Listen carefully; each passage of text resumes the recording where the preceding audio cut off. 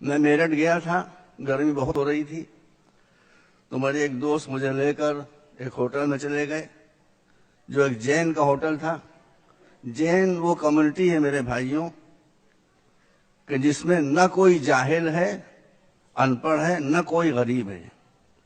تو میں نے اس جین سے پوچھا کہ یہ آپ نے کون سا چمتکار کیا، جادو کیا ہے کہ آپ یہاں سے غربت بھی ختم ہو گئی اور جہالت بھی ختم ہو گئی؟ انہوں نے کہا کہ مولانا ہمارے یہاں جو چیزیں ہونا چاہیے وہ ہیں، جو نہیں ہونا چاہیے وہ نہیں ہے، سن لیجئے۔ میں نے کہا وہ کیا چیز؟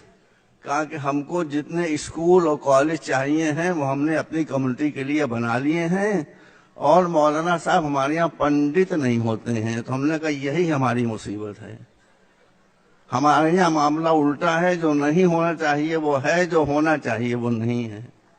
اسکول ہمارے یہاں نہیں ہے، کالجز ہمارے یہاں نہیں ہے، مولوی ہمارے یہاں بھرے ہوئے ہیں۔ مولوی حضرات جو ہیں وہ نگیٹو پریچنگ کرتے ہیں، لوگوں کو غلط راستہ بتاتے ہیں، علماء ہمیشہ ملاتے ہیں اور جوڑتے ہیں۔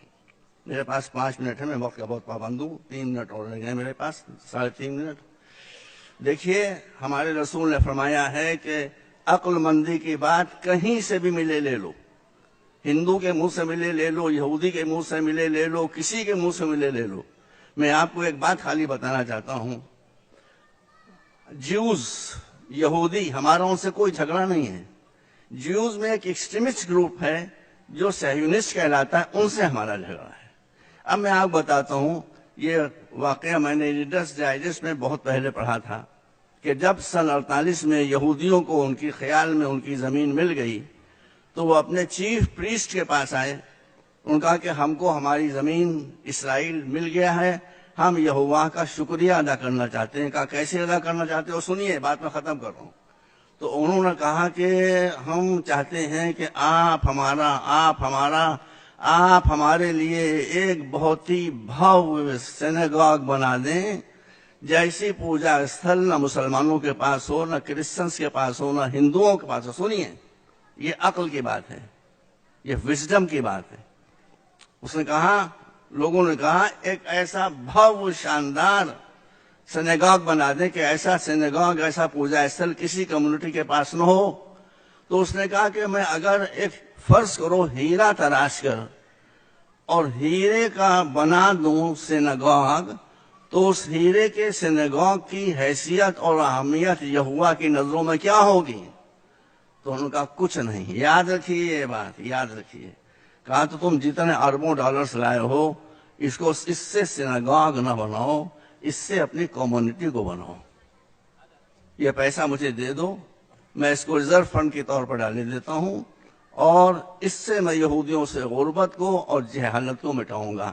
ایک آدمی کا ویژن تھا، ایک آدمی کی بصیرت تھی، ایک آدمی کی نظر تھی، جس نے یہودیوں سے غربت اور جہالت دونوں چیزوں کو ختم کر دیا۔ آج دنیا میں سب سے زیادہ ایجوکیٹڈ کمیونٹی اگر کوئی ہے تو جیوز کی ہے، اور آج دنیا میں اگر ریچسٹ کمیونٹی ہے تو وہ یہودیوں کی ہے۔ آپ کے لیے بھی اس کے علاوہ کوئی چارہ نہیں ہے۔ قومیں بلڈنگوں سے نہیں بنتی ہیں، قومیں ایجوکیشن سے بنتی ہیں، قومیں تعلیم سے بنتی ہیں، قومیں شکشا سے بنتی ہیں۔ آپ میری بات مان لیں، میں آپ کے سامنے، میں نہ شیعہ ہوں نہ سنی ہوں، میں تو اکبر کا مقلد ہوں۔ اکبر الہ آبادی بہت بڑے شاعر تھے، وہ کھلے دل کے آدمی تھے۔ تو ان کی بیوی نے ایک دن ان سے کہا کہ آپ ہیں کہ آپ شیعہ ہیں کہ سنی ہیں؟ کہنے کیوں؟ کہنے میں یہ دیکھتی ہوں کہ آپ جب شیعوں میں بیٹھتے ہیں تو شیعوں کی ایسی باتیں کرنے لگتے ہیں، جب سنیوں میں بیٹھتے ہیں تو ان کی ایسی باتیں کرنے لگتے ہیں، تو ہیں آپ ہیں کیا؟